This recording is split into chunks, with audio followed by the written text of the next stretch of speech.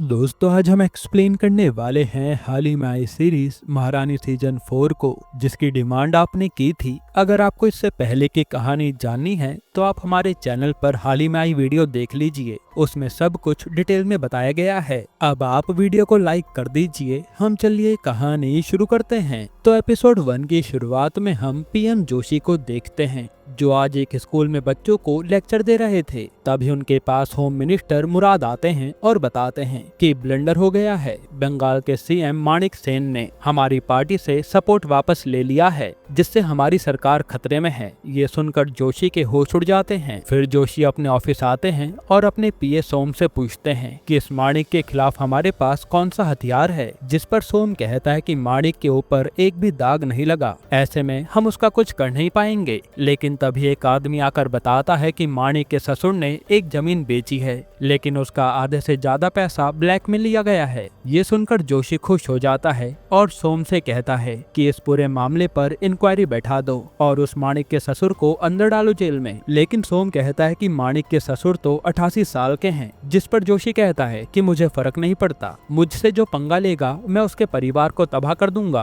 असल में जोशी अपनी सरकार बचाने के लिए कुछ भी कर सकता था। फिर वो मुराद से पूछता है कि हमारे पास और कोई ऑप्शन है क्या जो हमारी सरकार बचा सके। इस पर मुराद कहता है कि हाँ एक है, पर आपने उसके राज्य में ज्यादा कुछ किया नहीं तो दिक्कत हो सकती है। तब जोशी कहता है कि नाम तो बताओ, और मुराद रानी भारती का नाम लेता है, जिस पर जोशी कहता है कि ठीक है, अब कड़वा घूंट तो पीना ही पड़ेगा, इसलिए तुम रानी भारती से बात करो, हमसे हाथ मिला ले वो। जिसके बाद हम देखते हैं कि मुराद ने मिश्रा जी और कावेरी को अपने पास बुलाया है और मुराद उनसे कहता है कि जोशी साहब चाहते हैं कि बिहार को सब मिलना चाहिए जो अब तक नहीं मिला, ताकि बिहार का विकास हो सके। इस पर मिश्रा जी कहते हैं कि अब जोशी की सरकार गिरने वाली है तो उन्हें बिहार की याद आई है। इससे पहले हम कितनी बार मदद मांगने आए थे, लेकिन किसी ने हमारी नहीं सुनी और हर बार यही कहा जाता था कि पीएम बिजी हैं। इस पर मुराद कहता है कि देखिए, रानी भारती से कहिए कि हमें सपोर्ट करे और हम बिहार को बदल देंगे। तब मिश्रा जी कहते हैं कि अभी तो हम कुछ कर नहीं सकते, क्योंकि रानी भारती मुंबई गई हैं, उन्हें अवार्ड से सम्मानित किया जा रहा है, हम उनसे बात करके बताएंगे। इसके बाद हम रानी भारती को मुंबई में देखते हैं। यहाँ रानी भारती की बेटी रोशनी एक बड़े बिजनेसमैन से बात कर रही थी और अब रानी के बच्चे बड़े हो चुके हैं, जो रानी के साथ ही पॉलिटिक्स में शामिल हैं। इनकी बातों से हमें समझ आता है कि रानी ने इस बिजनेसमैन को जमीन अलॉट कराई थी और बाकी सारे खर्चों पर सब्सिडी भी दी थी, ताकि वो बिहार में इंडस्ट्री खोल सकें। पर उस बिजनेसमैन ने सारी सब्सिडी का फायदा तो उठा लिया, लेकिन बिहार में इंडस्ट्री का काम शुरू तक नहीं किया, जिसको पूरे 2 साल हो चुके हैं। तभी वहाँ रानी आती है और कहती है कि लगता है इनसे काम नहीं होने वाला, जिस पर वो आदमी रानी की बात को सीरियसली नहीं लेता और रानी अब उस बिजनेसमैन की कंपनी का कॉन्ट्रैक्ट ही कैंसिल कर देती है। जिस पर बिजनेसमैन रानी को धमकी देता है,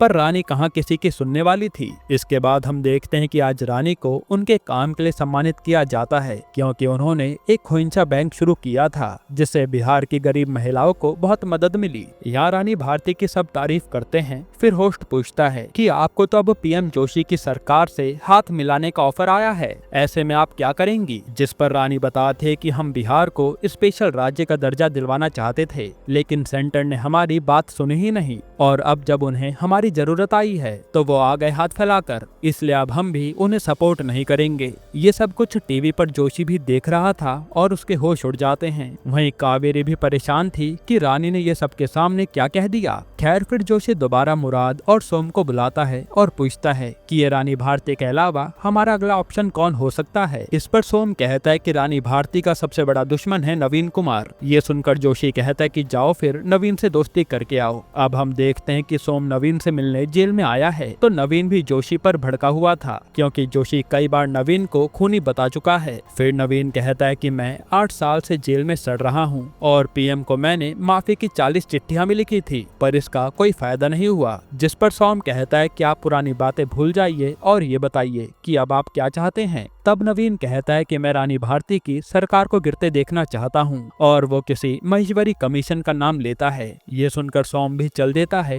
क्योंकि उसे नवीन कुमार की बात तो माननी ही पड़ेगी और नवीन के पास भी अच्छे खासे एमपी का सपोर्ट है। इसके बाद हम रानी के दूसरे बेटे जय को देखते हैं, जो यहाँ लोगों का हीरो बना बैठा था। हालांकि जय को देखकर हम समझ पाते हैं कि वो थोड़ा सन की किस्म का आदमी है और सिर्फ अपने मन की करता है, इसलिए वो एक ताड़ी बनाने वाले आदमी को कह कहता भी है कि तुम्हारा बिजनेस मैं रजिस्टर करवा दूंगा, तुम बस आराम से ताड़ी बनाकर बेचते रहो। इसके बाद जय पर उसके छोटे भाई सूर्या का फोन आता है और रानी का तीसरा बेटा लंदन में पढ़ाई कर रहा था, इसलिए यहाँ दोनों भाई खूब बातें करते हैं। फिर जय से मिलने मिश्रा जी आते हैं और उससे कहते हैं कि तुम रानी की सरकार में कुछ ज्यादा ही टांग अड़ा रहे हो। अभी हाल ही में तुम्हारे पापा के नाम से जो रोड बन रहा था उसका कॉन्ट्रैक्ट तुमने बिना किसी से पूछे अपने दोस्त की कंपनी को दे दिया। ऐसा मत करो, इससे हमारे निकाले हुए टेंडर का कोई फायदा नहीं होगा। पर जय कहता है कि वो मैं नहीं जानता, मेरे पापा के नाम से सड़क बन रही है, इसलिए उसका जो भी काम है वो मैं ही देखूंगा और माँ से भी मैं बात कर लूंगा, उसकी चिंता आप मत कीजिए। जिस पर मिश्रा जी चुप हो जाते हैं। इधर हम रानी को कावेरी के साथ देखते हैं, जहाँ कावेरी कहती है कि मैडम आपने बिना पूछे सबके सामने कह दिया कि हम जोशी को सपोर्ट नहीं करेंगे, पर उन्होंने बिहार को स्पेशल राज्य बनाने का ऑफर दिया था। इस पर रानी कहती है कि जोशी सिर्फ गेम खेलता है, वो 4 साल से पीएम है लेकिन कहीं भी विकास नहीं किया उसने, और बिहार को तो वो कब से नजरअंदाज करता आ रहा है। हालांकि अब जब उसे जरूरत पड़ी है तो वो साथ मांग रहा है, लेकिन जैसे जरूरत कम होगी वो बिहार को फिर से एक कोने में फेंक देगा, इसलिए हम उसका साथ नहीं देंगे। तभी वहाँ जय आता है और कहता है कि मेरी माँ जो भी करती है वो सही करती है। एक तरह से जय अपनी माँ का सबसे बड़ा फैन था। इधर जोशी ने नवीन के कहने पर महेश्वरी कमीशन की फाइल ओपन करवा दी थी और ये लोग अब रानी की सरकार गिराने का प्लान कर रहे थे। फिर अगले दिन रानी जब मिश्रा जी के साथ होती है तो मिश्रा जी उससे जय के बारे में बताते हैं, तो रानी कहते हैं कि उसके पापा के नाम पर रोड बन रहा था, जिससे जय को बनवाना है तो बनवाने दीजिए, लेकिन जय और कहीं टांग नहीं अड़ाएगा। तभी वहाँ रोशनी आकर टीवी ऑन करती है और न्यूज पर बता रहे थे कि रानी भारती पर महेश्वरी कमीशन की फाइल ओपन हो चुकी है, इसलिए रानी भारती पर इल्जाम है कि उन्होंने गवर्नर गोवर्धन दास के साथ कई और नेताओं का खून करवाया है। जो सुनकर सब हैरान थे। रानी भी समझ जाती है कि ये सब जोशी का काम है ताकि हमारी सरकार गिर जाए, और अब रानी पर केस चलेगा तो उनकी सरकार पर दिक्कत आएगी ही। इसके बाद रात के समय हम गौरी को देखते हैं, जिसे जेल से निकलवा कर जय के पास लाया जाता है और गौरी बताता है कि आपकी यह सरकार गिराने का आइडिया नवीन ने ही जोशी को दिया है, तभी जाकर नवीन जोशी को सपोर्ट करेगा। असल में गौरी अपनी जान बचाने के लिए जय का जासूस बना हुआ था, पर जय ये नहीं जानता कि गौरी कब कौन सा गेम खेल जाए किसी को नहीं पता। खैर इसके बाद हम कावेरी को मुराद के पास देखते हैं, जो उससे कह रही थी कि रानी के ऊपर कोई भी इंक्वायरी बैठा लो, लेकिन रानी इससे डरने नहीं वाली, बल्कि अगर वो अपनी पर आ गई ना तो किसी की भी सरकार गिरा सकती है। तब मुराद कहता है कि आपकी रानी तो आज जोशी से मिलने खुद गई है। ये सुनकर कावेरी चौंक जाती है कि रानी ने ऐसा क्यों किया और उसने मुझे बताया भी नहीं। इधर हम रानी को जोशी के पास देखते हैं, जो जोशी से कहती है कि मेरे ऊपर इंक्वायरी करने से कुछ नहीं होगा। तब जोशी कहता है कि मुझसे हाथ मिला लो, बिहार का विकास हो जाएगा। तब रानी कहते कि मुझे आपके दांव पेच पहले से पता है और आप कब पलट जाओ कुछ कह नहीं सकते। फिर रानी कहते कि आपकी नवीन कुमार से डील के बारे में मुझे अच्छे से पता है, लेकिन मेरी सरकार गिरने नहीं वाली। इस पर जोशी रानी की बेइज्जती कर देता है क्योंकि उसे अपने पीएम होने पर घमंड था। तब रानी यहाँ से जाते हुए रोशनी से कहती है कि मुझे अब दिल्ली आना है और पीएम के घर में अगले साल मैं रहूंगी। ये सुनकर रोशनी चौंक जाती है क्योंकि उसकी माँ पीएम बनने का सपना देख रही हैं। यहीं पर एपिसोड 1 खत्म होता है। एपिसोड 2 की शुरुआत में रानी ने अपने सारे मंत्रियों को मीटिंग में बुलाया था और वो कहते कि जोशी हमारे ऊपर फाइल खुलवा कर हमें दबाने की कोशिश कर रहा है ताकि हमारी सरकार गिर जाए, लेकिन अब मैं खुद अपने सीएम पद से इस्तीफा देती हूँ और अब मैं जोशी को उसी की भाषा में जवाब दूंगी। ये सुनकर सबके होश उड़ जाते हैं और सब मना करते हैं कि आप ऐसे सीएम पद से इस्तीफा ना दें, लेकिन रानी ने तो मन बना लिया था, इसलिए वो कहती है कि अब आप लोग खुद सोच लीजिए कि किसको सीएम बनाएंगे। इधर हम नचिकेत नाम के लड़के को देखते हैं जो जोशी के पास आता है और जोशी की बात वो अपनी माँ से कराता है। यहाँ हम समझ पाते हैं कि ये लेडी जोशी की लवर है, पर वो जोशी के पास पीएम ऑफिस में रहने नहीं आती ताकि जोशी पर कोई गलत इल्जाम न लगे। खैर यहाँ जोशी नचिकेत से उसकी कंपनी स्काइरॉन के बारे में पूछता है, तो नचिकेत बताता है कि चेन्नई की सरकार हमारी कंपनी का सपोर्ट नहीं कर रही, जिस पर जोशी कहता है कि ठीक है मैं इस बारे में देखता हूँ। इधर जय से मिलने ऋषि नाम का उसका दोस्त आता है, जिसकी कंपनी को जय अक्सर कॉन्ट्रैक्ट दिलाया करता था और वह जय को एक फॉर्च्यूनर गिफ्ट करता है, ये कहकर कि अब तो आप सीएम बनने वाले हो। पर जय मना कर देता है कि नहीं, जब तक मेरी माँ जिंदा है मैं सीएम नहीं बनूंगा। पर ऋषि उसे समझाता है कि आप एक अच्छे सीएम बनोगे, इसलिए देखना सारे विधायक आपका ही नाम लेंगे सीएम बनने के लिए। तो जय भी मान जाता है। जिसके बाद हम देखते हैं कि कावेरी और मिश्रा जी लाइन से विधायकों को बुलाने लगते हैं कि बताइए आपके हिसाब से कौन सीएम बनना चाहिए। तो ज्यादातर विधायक जय का नाम ले रहे थे, जो सुनकर मिश्रा जी और कावेरी हैरान थे। फिर एक और विधायक आते हैं और वो कहते हैं कि जय का दोस्त सारे विधायकों को पैसे बांट रहा है, साथ ही वो उन्हें विभाग देने का लालच भी दे रहा है, इसलिए वो लोग जय को सीएम बनाने पर तुले हैं। फिर वो विधायक कहता है कि मेरे हिसाब से मिश्रा जी को सीएम बनना चाहिए, क्योंकि उन्हें सरकार चलानी आती है। जो सुनकर मिश्रा जी मना कर देते हैं कि सरकार चलानी मेरे बस की बात नहीं है। लेकिन कावेरी कहती है कि मैं भी यही चाहती हूँ कि मिश्रा जी सीएम बने। तब मिश्रा जी भी इस बारे में सोचने लगते हैं। इधर कोलकाता में माणिक सेन का बेटा उससे कह रहा था कि रानी भारती ने तो अपना पद छोड़ दिया, इससे वो बुरे दलदल में फंस गयी। लेकिन माणिक कहता है कि रानी भारती कोई छोटी खिलाड़ी नहीं है, उसने जरूर कुछ सोचकर ये सब किया है। और जो भी लीडर होता है ना, वो कभी पीएम नहीं बनता, लीडर हमेशा पीछे से लीड करता है। इसलिए हमें रानी की चाल पर नजर रखना होगा, क्योंकि जोशी को कंट्रोल में करने के लिए रानी ही काम आएंगी। यहाँ हम समझ पाते हैं कि ये लोग भी अलग राजनीति चला रहे हैं। इसके बाद हम चेन्नई के सीएम सुंदर राजा को देखते हैं, जिसके बेटे पर नचिकेत का फोन आता है कि मेरी कंपनी के काम का क्या हुआ। पर सुंदर राजा का बेटा कहता है कि हमारे यहाँ के लोगों को कंपनी में कुछ गड़बड़ लग रही है, इसलिए ये सब हमें रोकना पड़ा। जो सुनकर नचिकेत को बहुत गुस्सा आता है। फिर नचिकेत जोशी को ये बात बताता है कि तमिलनाडु सरकार स्कायरॉन कंपनी को क्लियरेंस नहीं दे रही, जिस पर जोशी कहता है कि उनका प्रॉफिट बढ़ा दो, वो मान जाएंगे। फिर जोशी अपनी उसे गर्लफ्रेंड गायत्री से मिलने आता है और इनकी बातों से हमें पता चलता है कि ये दोनों प्यार तो करते हैं, पर जोशी दुनिया के सामने ये सब बताने नहीं वाला, ताकि उसका नाम खराब ना हो। खैर यहाँ गायत्री जोशी से कहती है कि तुम्हें चेन्नई जाना चाहिए, ताकि तुम सुंदर राजा को मना सको, क्योंकि हो सकता है कि वो भी तुमसे सपोर्ट वापस लेने की फिराक में हो। ये बात जोशी को भी सही लगती है। इधर रानी से मिश्रा जी आकर बता देते हैं कि ऋषि जय को सीएम बनाने के लिए विधायक खरीद रहा है। जो सुनकर रानी के होश उड़ जाते हैं, क्योंकि उसे तो लग रहा था कि जय अपनी काबिलियत पर सीएम बनने वाला है। फिर रानी रोशनी के साथ यही सब डिस्कस कर रही होती है कि उसे क्या करना चाहिए। रोशनी कहते कि आपको जो इंसान सही लगे उसे ही चुनना, यहाँ परिवारवाद की बात नहीं होनी चाहिए। जिसके बाद यहाँ जोशी आज चेन्नई सुंदर राजा के घर खाने पर आता है और किसी तरह सुंदर राजा को कन्विंस कर लेता है कि वो अपना सपोर्ट जोशी की पार्टी से ना खींचे। इधर बिहार में जोशी ने सीबीआई ऑफिसर को भेज दिया था रानी से सवाल जवाब करने के लिए, लेकिन रानी के सपोर्टर उन ऑफिसर को अंदर आने ही नहीं देते और ये सब न्यूज पर दिखाया जा रहा था। वहीं हम देखते हैं कि इस समय ये मामला कोर्ट में भी चल रहा है, जहां जज सारी फाइल्स को देखकर ये फैसला सुनाते हैं कि सिर्फ आरोप के दम पर हम किसी को जेल में नहीं डाल सकते। जब तक प्रूफ नहीं हो जाता कि रानी भारती ने खून किया है, तब तक वो जेल से बाहर ही रहेंगी। ये सुनकर सीबीआई वाले वापस लौट जाते हैं। अब इसके बाद रात को कावेरी रानी के पास आती है और कहती है कि ज्यादातर लोगों ने मिश्रा जी के लिए वोट किया है कि वो उन्हें सीएम बनाना चाहते हैं, पर जय को ये बात अच्छी नहीं लगेगी और जय के सपोर्टर मिश्रा जी को सीएम नहीं मानेंगे। इसलिए मैडम आप ही सोच लो कि क्या करना है। ये सुनकर रानी सोच में पड़ जाती है कि वो क्या करे। जिसके बाद अगले दिन रानी मीटिंग के सारे मंत्रियों को बुलाती है और लंबा चौड़ा भाषण देती है कि उन्हें कैसे बिहार का विकास करना है। फिर वो कहते हैं कि मेरी जगह सीएम मेरी बेटी रोशनी बनेगी।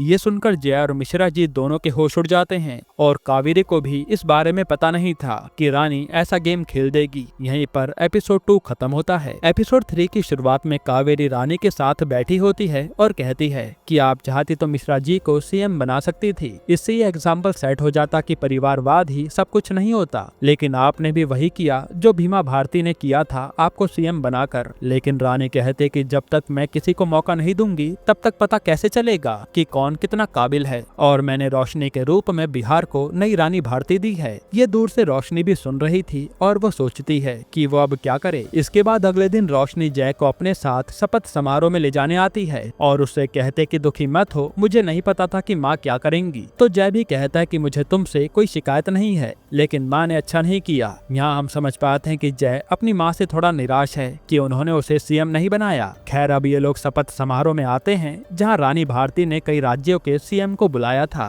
ताकि वो उनसे दोस्ती कर सके, और ये सब न्यूज पर जोशी देख रहा था। वहीं यहाँ जय आज रोशनी की दोस्त अदिति से मिलता है और इनकी दोस्ती हो जाती है, और फिर रोशनी भी अपनी शपथ ले लेती है, जो देखकर रानी बहुत खुश थी। इधर जोशी अपने आदमी से कहता है कि अब रानी भारती के खिलाफ एक ट्रेंड चला लो कि रानी भारती ने परिवारवाद को बढ़ावा दिया है, जिससे रानी भारती की हर तरफ बदनामी होगी। जिसके बाद ऐसा ही होता है और हर कोई रानी और रोशनी को ट्रोल कर रहा था, जिससे रोशनी को बहुत बुरा लगता है। इसके बाद यहाँ से रोशनी सीधा मिश्रा जी के पास आती है और कहती है कि मैं चाहती हूँ कि आप मेरे साथ रहें और मैं आपको फाइनेंस मिनिस्टर बना रही हूँ। इस पर मिश्रा जी पूछते हैं कि क्या ये बात रानी जी को पता है, लेकिन रोशनी कहते हैं कि सीएम मैं हूँ तो सरकार भी अब मेरे हिसाब से चलेगी, जिस पर मिश्रा जी मान जाते हैं। इधर रानी अपने बेटे सूर्या से मिलने लंदन आती है और उससे ढेर सारी बातें करती है। फिर रानी पूछती है कि इंडिया कब आओगे, तो सूर्या कहता है कि मैं वापस नहीं आऊंगा, पढ़ाई पूरी होते ही मैं यहीं जॉब करूंगा, मेरा इंडिया आने का मन नहीं करता। जो सुनकर रानी उदास हो जाती है। इधर गौरी को रानी ने जेल से फिर बाहर निकलवा दिया था। फिर हम जोशी को देखते हैं जो होने वाले लोकसभा के चुनाव के लिए अपनी पार्टी का प्रचार बिहार से शुरू करता है। यहाँ रोशनी जब बिहार के स्कूल और बच्चों की पढ़ाई के बारे में पूछती है तो उसे पता चलता है कि सेंटर से इनका फंड रोक दिया गया है। इस तरह से सेंटर ने बिहार का काफी फंड रोक रखा है, क्योंकि रानी कई बार जोशी को माइक पर ऊट पटांग कह चुकी थी। फिर मिश्रा जी रोशनी से कहते हैं कि जोशी और रानी की लड़ाई बढ़ चुकी है और इससे तुम्हारी सरकार खतरे में आ सकती है, इसलिए हमें कुछ करना होगा। यहाँ मुराद आकर जोशी को एक स्पीच दिखाता है कि सीएम रोशनी ने गवर्नर को ये स्पीच दी है पढ़ने के लिए। इस पर जोशी कहता है कि मेरे बारे में इतना सब कुछ बोलने की अनुमति मैं नहीं दूंगा। यानी जोशी हर जगह की सरकार को अपने इशारे पर नचाता है और वो बहुत ही गंदी राजनीति खेलता है। इसके बाद जोशी एक जगह बिहार के लिए स्पीच देने आता है और वो हर समय बस रानी भारती के बारे में ही बोले जा रहा था कि वो एक खूनी है और कुछ नहीं। इससे कई लोग रानी के खिलाफ हो जाते हैं। अब इसके बाद आज रोशनी पहली बार विधानसभा आती है और वो काफी ज्यादा नर्वस थी। फिर यहाँ गवर्नर आते हैं और रोशनी की दी हुई स्पीच को देखकर कहते हैं कि रोशनी ने इतना कुछ गलत लिखा है, इसलिए हम ये स्पीच नहीं देंगे। ये कहकर वो चले जाते हैं और इससे सीएम रोशनी पर सवाल उठ रहे थे। वहीं ये सब टीवी पर सब लोग देख रहे थे। तब रोशनी हिम्मत करके कहती है कि एक बार मैं स्पीच पढ़कर बताऊं क्या कि मैंने क्या लिखा था, और वो बताने लगती है कि मैंने स्पीच में पीएम जोशी के बारे में सच लिखा है कि कैसे वो फंड रोककर बिहार के विकास को रोक रहे हैं ताकि हमारी सरकार गिर जाए। साथ ही रोशनी कहती है कि जोशी ने अभी अभी एक जगह भाषण भी दिया था जहाँ उन्होंने रानी भारती को खूनी तक कह दिया, लेकिन एक बार भी उन्होंने बिहार के विकास का नाम नहीं लिया। जो सुनकर सब सहमत हो जाते हैं कि रोशनी सही कह रही है। यहाँ रोशनी ने अपनी स्पीच में बता दिया था कि वो बिहार के विकास के लिए कुछ भी करने को तैयार है, जो देखकर रानी खुश हो जाती है। वहीं जोशी के होश उड़ गए थे। यहीं पर एपिसोड 3 खत्म होता है।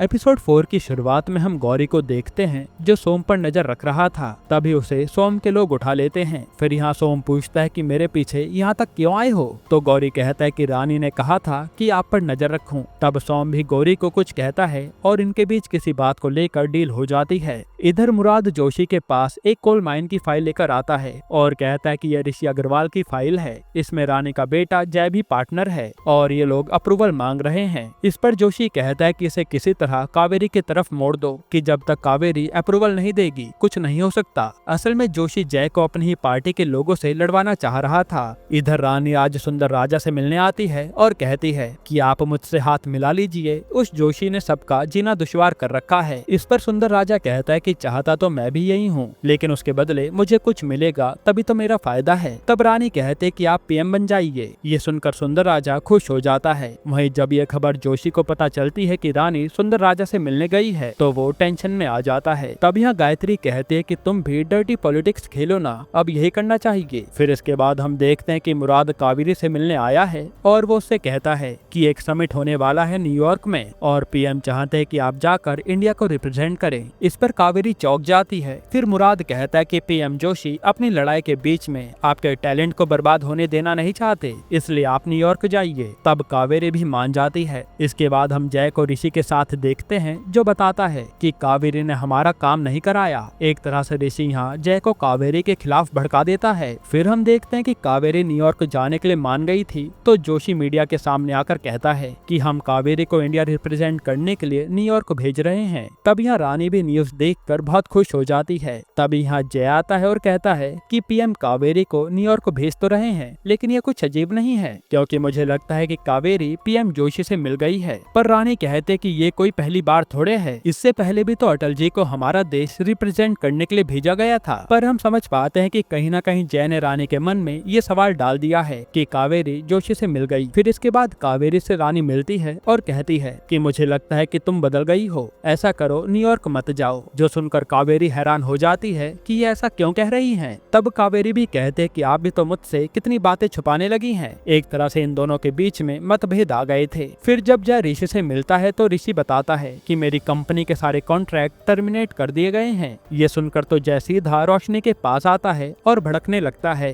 कि तुमने ऐसा क्यों किया। तब रोशनी कहते है कि मुझे लगता है कि जोशी और उसकी सरकार तुम्हें फंसाने की कोशिश करेगी इसी कंपनी के जरिए, इसलिए मुझे ऐसा करना पड़ा। पर जय तो रोशनी की बात नहीं सुनता और वो जोशी का गेम नहीं समझ रहा था। इधर कावेरी मिश्रा जी से कह रही होती है कि रानी भारती बदल गई हैं। तब मिश्रा जी भी कहते हैं कि रानी अपने परिवार को ही आगे रखती है, अगर तुम उसके परिवार की होती तो वो तुम्हें कभी न्यूयॉर्क जाने से मना नहीं करती। इधर गौरी भी रानी के पास आता है और कहता है कि मुझे लगता है कि कावेरी जोशी से मिल गई है, इसलिए जोशी उसके लिए इतना कुछ कर रहा है। ये सुनकर रानी के होश उड़ जाते हैं। असल में जोशी ने सब तरफ से खेल खेलना शुरू कर दिया था रानी को अंदर से तोड़ने के लिए। और कावेरी के बारे में जानकर रानी को बहुत दुख होता है और वो सोचने लगती है कि वो क्या करे। यहीं पर एपिसोड 4 खत्म होता है। दोस्तों ये सीरीज थोड़ी बड़ी है, इसलिए सारे एपिसोड्स लाने में थोड़ा समय लग रहा है। अगर आपको पूरी सीरीज एक साथ चाहिए तो कमेंट में पार्ट 2 लिख देना, हम ले आएंगे। बाकी अगर आपको हाल ही में एक मूवी देखनी है तो आप ये वीडियो देख लीजिए।